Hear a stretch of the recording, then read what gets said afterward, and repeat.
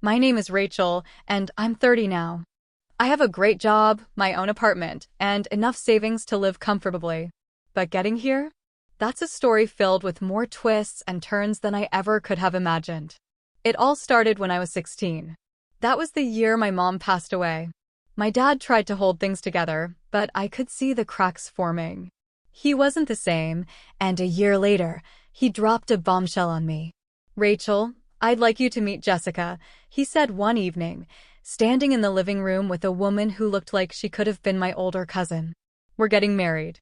Jessica was at least 12 years younger than my dad, and she had a daughter of her own, Emma, who was just 4 at the time. From the moment she moved in, Jessica made it clear that I was nothing more than an inconvenience. She'd walk past me in the hallway like I was invisible, or she'd lower her voice to a whisper whenever I entered a room. But Emma was different. She was this tiny ball of energy who would burst into my room at all hours. "Rachel, can we watch cartoons?" she'd ask, already climbing onto my bed, her stuffed bunny clutched tightly in her arms. I loved those moments. Having a little sister was something I'd always wanted, and for a while, it felt like maybe something good could come out of this whole situation. But it didn't last. The change started slowly. First, Emma stopped coming into my room after school. Then she started making excuses when I asked if she wanted to watch TV together. One day, I overheard Jessica talking to her in the kitchen.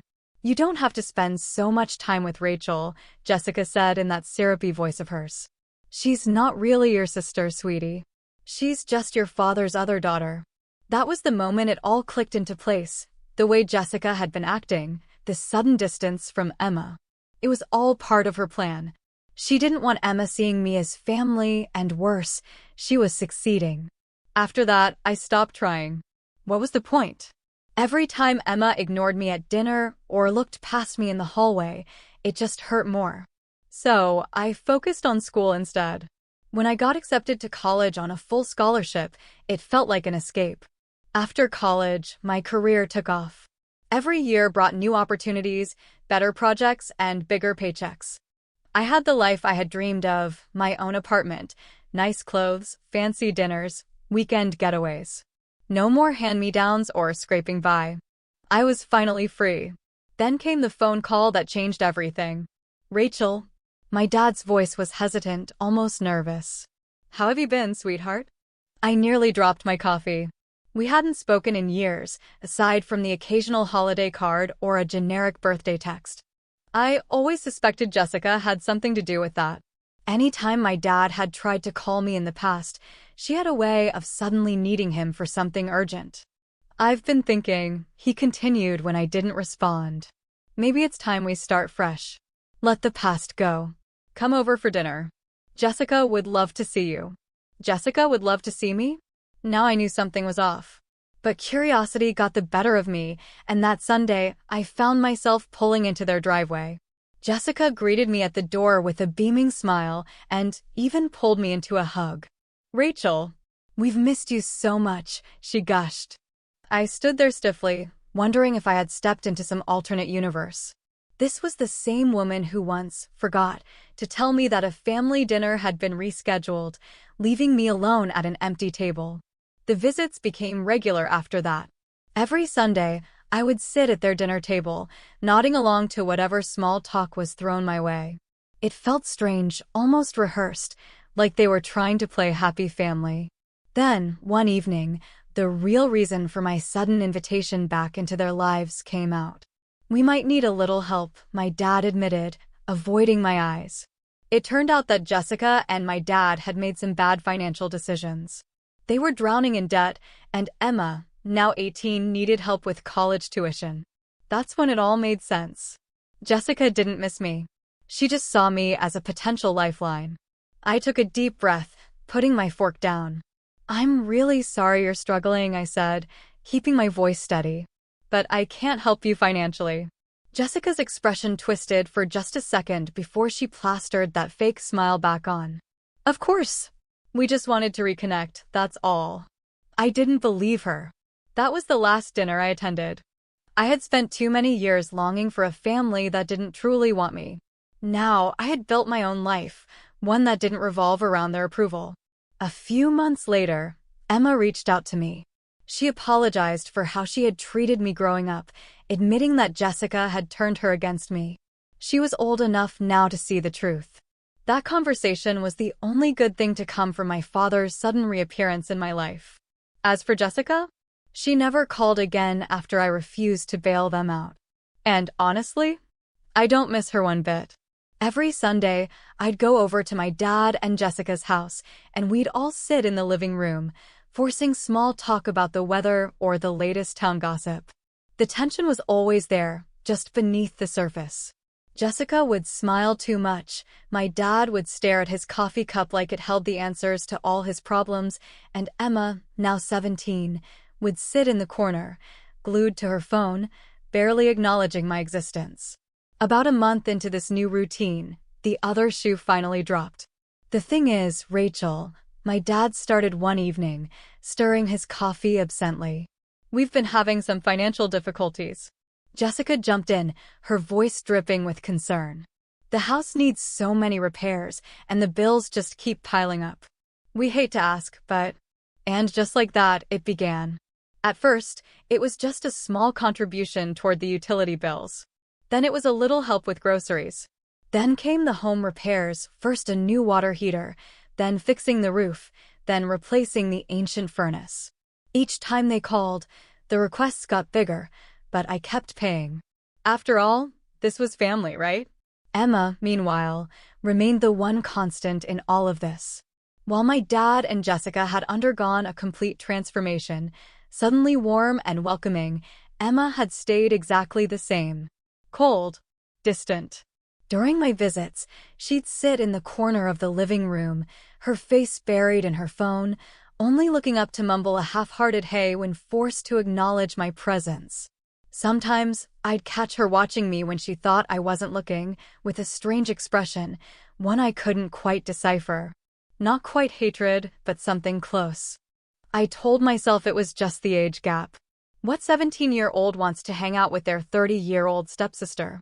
Maybe if we had been closer in age, things would have been different. But deep down, I knew the truth.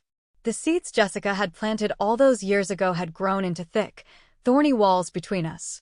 No amount of money, forced Sunday dinners, or awkward small talk was going to change that. The call came on a Tuesday evening while I was sorting through my mail. Jessica's name flashed across my phone screen, which usually meant one thing, another bill that needed paying. I sighed and braced myself before answering. "Rachel, we're planning something so special," Jessica gushed, her voice practically vibrating with excitement. "Emma's turning 18 next month, and we want to make it absolutely perfect." I rubbed my temple. "And you need money." Jessica gave a light laugh. "Oh, it's nothing extravagant. Just a simple backyard celebration. But we want it to be special, you know? Good food, nice decorations, all her friends." Despite my initial skepticism, I found myself nodding. Maybe, just maybe, this was my chance to finally break through to Emma. After all, 18 was a big milestone. I still remembered my own 18th birthday, though mine had been a much more modest affair at a local pizza place with a handful of friends. "What do you need help with specifically?" I asked, already opening my laptop. Jessica hesitated.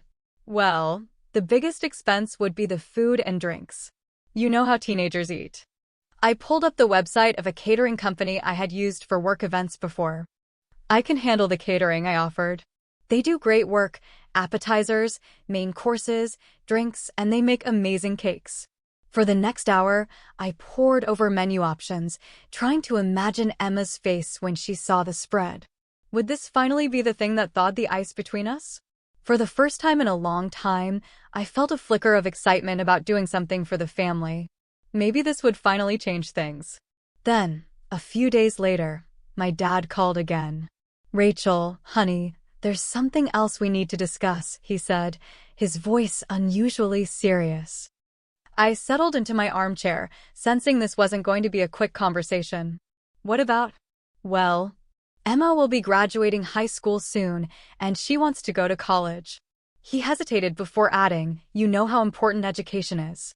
And just like that, I knew exactly where this was heading before he even finished the sentence. They wanted me to pay for Emma's college. But, surprisingly, I didn't feel the usual mix of guilt and obligation. Instead, a sense of clarity washed over me. I had spent years being the convenient ATM for my father and Jessica, the reliable safety net they turned to whenever they needed financial help. And Emma?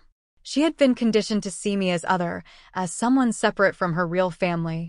Yet now, suddenly, I was supposed to step in and fund her education? I let out a slow breath, choosing my words carefully. Dad, I think it's great that Emma wants to go to college, but I can't be the one to pay for it. A beat of silence. Jessica's voice cut in, sickly sweet. Oh, we're not asking you to cover everything. Just a little help here and there, maybe a few tuition payments or some dorm expenses. No. The word came out firmer than I expected. Jessica was silent. My dad sighed. Rachel, we're family. I shook my head, even though they couldn't see me. Funny how that only seems to matter when you need something. Jessica let out a sharp breath, but I didn't give her a chance to argue. I have to go, I said, and ended the call. I didn't go to Emma's birthday party. I expected a flood of angry messages, but none came. Not even from my dad. A few weeks later, I got a text from Emma. I don't know why you hate us so much, but thanks for nothing. I stared at the message, debating how to respond. Then, finally, I didn't. For once, I chose myself. Surprisingly, I didn't feel the usual irritation that came with their constant requests for money. Instead, I actually found myself considering it. How much would tuition be?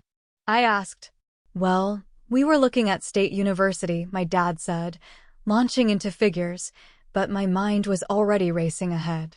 That night, after my dad's call, I sat on my balcony, a glass of wine in hand, thinking it through. State University was a decent school, and tuition was reasonable. I could afford it without putting a huge dent in my savings. And maybe, just maybe, this would be the gesture that finally made Emma see me as family. I made my decision right there. I'd announce it at her birthday party. My gift would be paying for her college education. Over the next few days, I finalized arrangements with the caterers, picked out the perfect cake design, and even drafted what I'd say when I made my big announcement. I imagined Emma's face lighting up, the ice between us finally thawing. Then, 2 days before the party, my phone rang. Emma's name flashed across the screen. My heart actually jumped. She had never called me before. Hey, Emma. I answered, smiling. I was just finalizing some party details. Yeah, about that, she interrupted, her voice cool and businesslike. I'm going through the guest list right now. Mom and Dad invited way too many people, so I'm making some cuts. I frowned, unsure where this was going. Okay. I'm cutting you from the list too. The words hit me like a slap. I actually pulled the phone away from my ear and stared at the screen, certain I had misheard. What? I finally said. Emma, I don't understand. I'm your sister. She laughed, and the sound was like ice crackling. No, you're not. That's kind of the point. This party is for blood relatives and close friends only. You're neither. I gripped the edge of the counter, my knuckles turning white. Emma, I've been there for you. I've helped with the bills, the groceries, hell, I even paid for this party. A smug tone crept into her voice. Yeah, and if you already got me a gift or whatever, you can just send it over. You know, by courier or something. Then the line went dead. I sat there, staring at my phone in stunned silence. Minutes passed. Maybe hours. I had spent years bending over backward for them, trying to prove that I belonged, that I mattered. And this was how Emma really saw me? Just some random girl who happened to live in their house once? I didn't even realize I was crying until I felt a tear roll down my cheek. For the first time in years, I called my father. Dad, my voice cracked. Did you know about this? Did you know Emma uninvited me from her party? He sighed, like I was a child whining about a scraped knee. Oh, honey, don't take it so personally. You know how teenagers are. You're older, wiser. Family helps family, I snapped, throwing his favorite phrase back at him. Except Emma just explicitly said I'm not family. Then, suddenly, Jessica's voice cut in sharp, impatient. Now, listen here, Rachel, she snapped. You're successful. You're rich. It's your duty to help us. We're your family, whether Emma wants you at her party or not. I opened my mouth to respond, but the line went dead. Jessica had hung up on me. I sat there in my kitchen, surrounded by catering menus and party plans, feeling like the biggest fool in the world. All these years of writing checks, of trying to buy my way into their hearts, and this was what they really thought of me. Not a sister. Not a daughter. Just an ATM with legs. The laptop screen in front of me dimmed, then went dark. Behind me, the corkboard caught my eye, the one where I had pinned the acceptance letter from State University. The one I had planned to show Emma when I announced I'd pay for her tuition. I turned back to my laptop, pulled up the catering company's number, and hesitated. The rational part of my brain reminded me that canceling now would be a waste of money. The food had already been purchased, the preparations already underway. But then another thought struck me, and for the first time in hours, I smiled. I picked up the phone. "Hello, this is Rachel Grant," I said when they answered. "I'm calling about the party." I leaned back in my chair, my grip on the phone steady. "I need to make a few changes." "Yes, that's correct," I said into the phone, pulling up the address on my screen. "I need to change the delivery address for this Saturday's catering order. Please send the full order to the Harbor Haven shelter downtown." A pause. "The homeless shelter?" the caterer asked, clearly caught off guard. "That's right," I confirmed. Everything: appetizers, main courses, desserts, and especially that 3-tier cake. No changes to the menu, just the location. After hanging up, I let out a slow breath, feeling lighter than I had in weeks. The anxiety that had sat in my chest for so long had unraveled, replaced by something clearer, more resolute. I didn't even feel guilty. After all, wasn't this exactly what Emma wanted? No connection to her non-sister at her precious party. I slept better that night than I had in years. The morning of Emma's birthday dawned bright and clear. I was on my second cup of coffee, enjoying the quiet of my apartment, when my phone rang, Jessica's name flashing across the screen. I took my time answering. "Where's the catering?" she shrieked the moment I picked up. "They were supposed to be here an hour ago. If this is your idea of a joke." "Oh, the catering?" I said lightly, swirling my coffee. "Don't bother waiting. It's been delivered to Harbor Haven shelter. I'm sure they're enjoying it right now." Dead silence. "You what?" Jessica's voice dropped to a dangerous whisper. "Well," I said, still keeping my tone casual, "since I'm not family enough to attend the party, I figured I shouldn't impose my gift either. Emma made it very clear she only wanted close relatives and friends involved. And as Dad so wisely pointed out, I need to respect her wishes." "You spiteful little..." Jessica's voice rose to a full-blown screech. "You've ruined everything. The guests will be here in 2 hours." In the background, I heard Emma's voice, high-pitched with panic. "Mom, what's happening? Where's the food?" I smiled wider. "Maybe you can order pizza," I suggested cheerfully. "That's what non-family members would do, right?" Emma's sobs grew louder, punctuated by what sounded like stomping feet and doors slamming. The mental image of her tantrum made my coffee taste even better. "You've ruined her birthday," Jessica wailed. "Her special day." "No, Jessica," I said calmly. "Emma ruined it herself when she decided to treat her cash cow like an outsider. I just helped her learn the lesson." Then, before she could spew any more insults, I hung up, set my phone to Do Not Disturb, and took another sip of coffee. It was sweeter than usual. Across town, 200 people at Harbor Haven Shelter were about to enjoy the best meal they'd had in years, complete with a beautiful 3-tier birthday cake. And somewhere else, my dear stepsister was learning that actions have consequences. Reports started trickling in a few days later. My friend Lisa, whose cousin went to school with Emma, was the first to call. "Oh, my God. Rachel," she gasped, barely containing her laughter. "It was a total disaster." I grinned and leaned back in my chair. "Do tell." When the catering didn't show up, Jessica lost it. She ran to the supermarket and started grabbing sandwich supplies, bread, deli meat, whatever she could find. She was frantically slapping together sandwiches in the kitchen. I took a slow sip of wine, picturing Jessica's perfectly manicured hands assembling cheap sandwiches in a frenzy. But she didn't buy enough, Lisa continued, wheezing with laughter. Half the guests didn't even get food. And the cake? I asked, already smirking. Oh, even better, Lisa said. Your dad panicked and ran to Danny's diner for whatever desserts they had left. He came back with a box of stale donuts and some sad-looking apple pies. People were standing around the backyard holding paper plates with half a sandwich and a day-old donut, trying to figure out what the hell was going on. I let out a chuckle. And Emma? Lisa snorted. Nuclear meltdown. Screaming. Crying. Throwing gifts across the yard. I almost choked on my drink. She was throwing gifts? Oh yeah, Lisa confirmed. Someone got hit in the shoulder with a Bath and Body Works gift set. It was chaos. I couldn't hold it in anymore. I started laughing. A full-bodied, stomach-clutching, tears-in-my-eyes kind of laugh. For years, I had bent over backward for these people. Paid their bills. Funded their celebrations. Desperately tried to earn my place. And now? Now, I was done. I hung up with Lisa, still smiling, and pulled up my bank app. Within minutes, I redirected Emma's college fund into a travel fund for myself. For once in my life, I wasn't giving to people who only saw me as an ATM. For once, I was choosing me.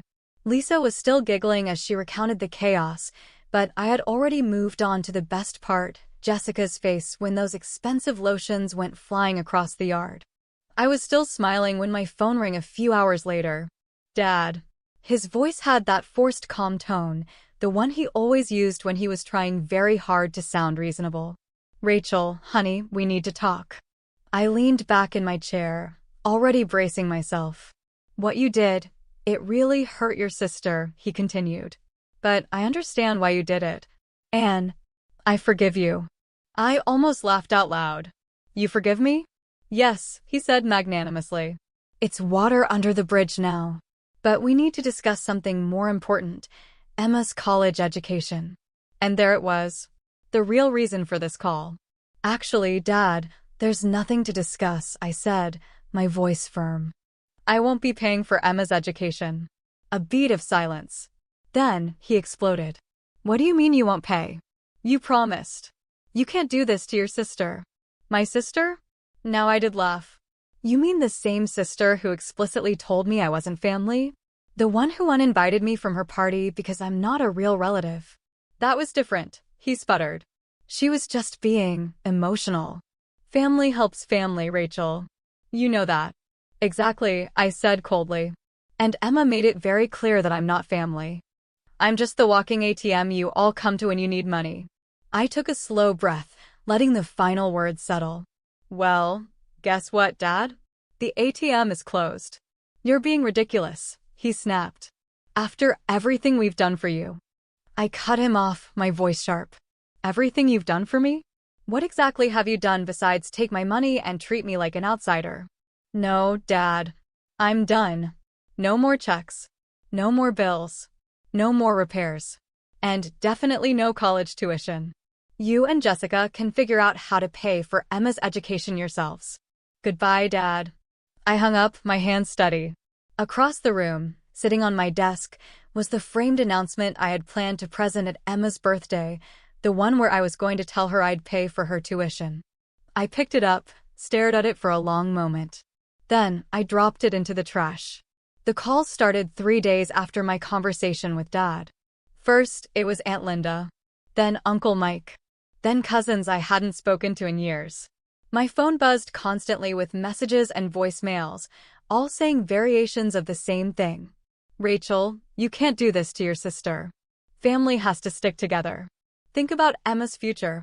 She's just a kid. You're successful. You can afford to help her.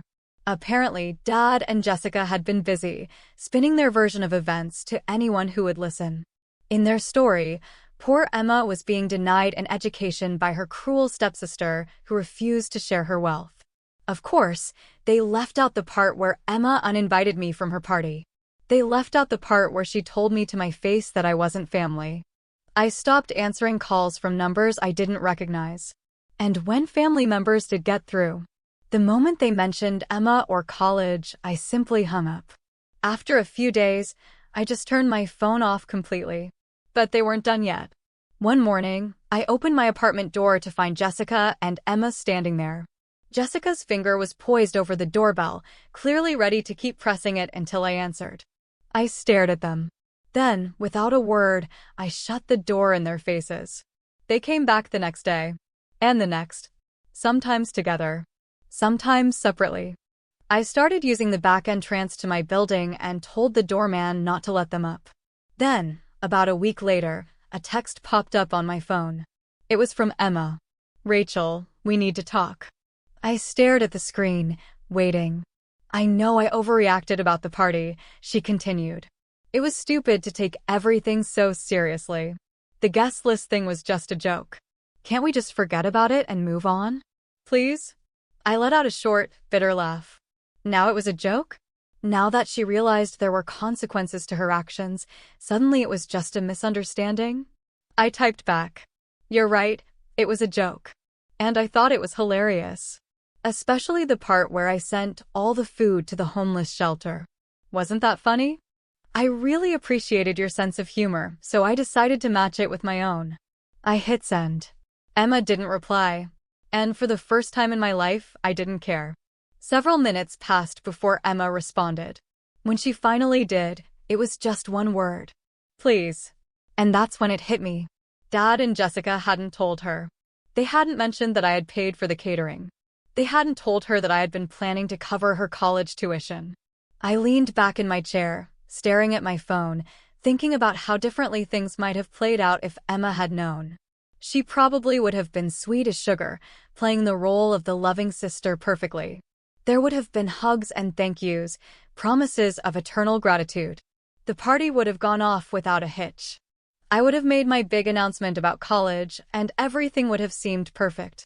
But it would have all been fake. Just another performance in the ongoing show of let's pretend we're a happy family as long as Rachel keeps writing checks. And in a strange, twisted way, I owed Emma a thank you. Her moment of honest cruelty had ripped away the facade I had spent years trying to maintain. She had shown me exactly what I was to them. Not family. Not even a friend. Just a convenient source of cash. I blocked her number without replying. Again. These days, my bank account is healthier than ever. And my stress levels are at an all-time low. No more last-minute calls about broken appliances or overdue bills. No more guilt trips about family obligations. No more pretending. 6 months after the party disaster, I got a call from Lisa. She still kept in touch with the old neighborhood and had some news. Apparently, Emma had finally confronted Dad and Jessica about her college tuition. She had been so confident they had the money set aside. After all, they had been talking about her college plans for years. That's when they had to confess the truth. They had spent the money on their brand new luxury SUV. 6 months ago. The justification? They had been counting on me to pay for Emma's education. So they figured they could use their savings for themselves. The fallout was exactly what you'd expect from someone who had been raised to believe the world revolved around her. According to Lisa, Emma's reaction could be heard from 3 houses down. First came the screaming and demands that they take out loans. When they admitted their credit was too bad to qualify, she insisted they sell the car. Jessica, of course, refused. She claimed she needed the luxury SUV for her real estate business. And so, Emma has staged a protest. Refusing to get a job. Refusing to move out. Refusing to let it go. She spends her days holed up in her room, only emerging to start another argument about how they've ruined her future. The neighbors say the fighting never stops. Emma brings up the car at every opportunity. Jessica and Dad are desperately trying to justify their choice. But deep down, they all know exactly who to blame. The irony isn't lost on me. For years, Jessica and Dad drained me dry, demanding money for every little thing. And now? Now Jessica is complaining to anyone who will listen about Emma's entitlement. She's completely oblivious to the parallel of how they treated me. Those who know the situation better than I do? They're giving it 1 more month before Dad and Jessica cave and sell the car. Because Emma? She learned manipulation from the best. She spent years watching her mother guilt trip and pressure me. And now? She's just using those same tactics on them. I have no doubt she'll eventually win. The car will be sold. she'll get her tuition money. And the cycle of manipulation will continue. She's her mother's daughter, through and through. Why work for something when you can just pressure someone else into giving it to you? But it's not my problem anymore. Let them deal with the monster they created. My life has settled into a peaceful rhythm without them in it. My savings account grows steadily now that it's no longer being drained by their endless demands. I've finally started taking those art classes I always wanted to try. And for the first time in years, I'm planning a real vacation just for me. No more sacrificing my dreams to fund theirs. No more playing the role of their ATM. For once, my money, my time, and my future belong only to me. Have you ever been in a situation where people only seem to value you for what you could give them rather than for who you are? Have you ever struggled to draw a line between helping out of love and being used out of convenience? I spent years giving my time, my energy, my money, hoping that one day I'd earn my place in my own family. That if I just did enough, they'd finally see me as someone who mattered, someone they truly cared about. But the hard truth? Some people will never see you as anything more than a resource. And when you stop giving, you'll see who they really are. I learned the hard way, but I wouldn't change a thing. Because now I'm free.